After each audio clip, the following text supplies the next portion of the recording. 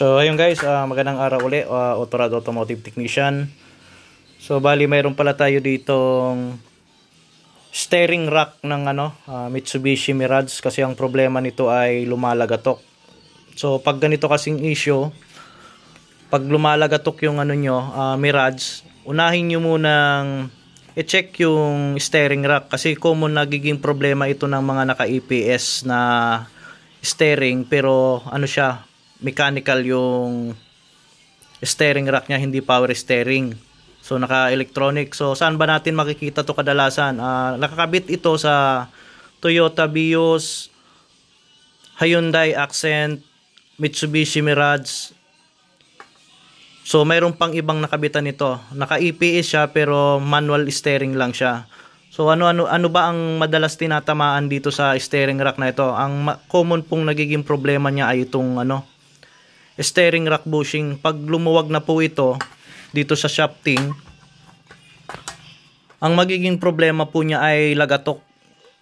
So bago kayo magpalit ng kung ano-anong pyesa sa pangilalim, unahin nyo pong i-check ito, kasi madalas po ito nagiging problema ng EPS na steering.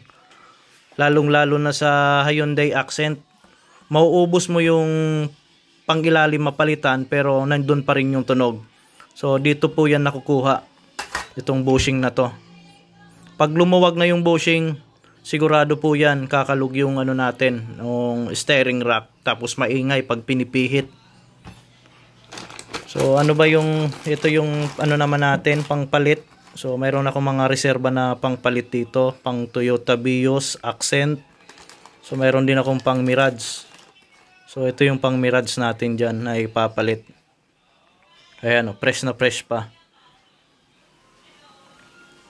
Ito yung palatandaan kapag yung bushing natin okay pa, mayroon parang siyang umbok sa gilid.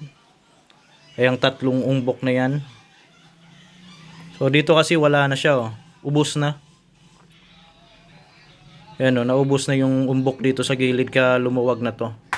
So ito yung papalit na natin na bago. Basta kapag maingay yung Mirage nyo, nalagatok pag nalulubak, so unahin nyo munang palitan itong steering rack bushing. Huwag muna kayong papalit ng shock at kung ano-anong pyesa.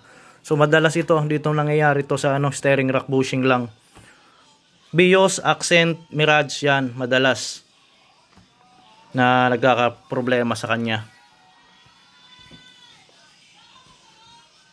So ayun lang, magandang araw uli, Autorad Automotive Technician uli mga bossing.